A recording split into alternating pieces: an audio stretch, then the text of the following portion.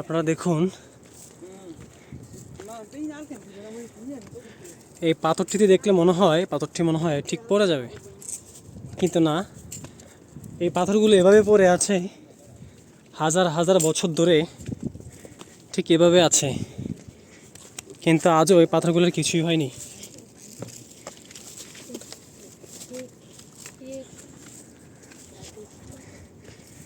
আপনারা দেখুন একটু,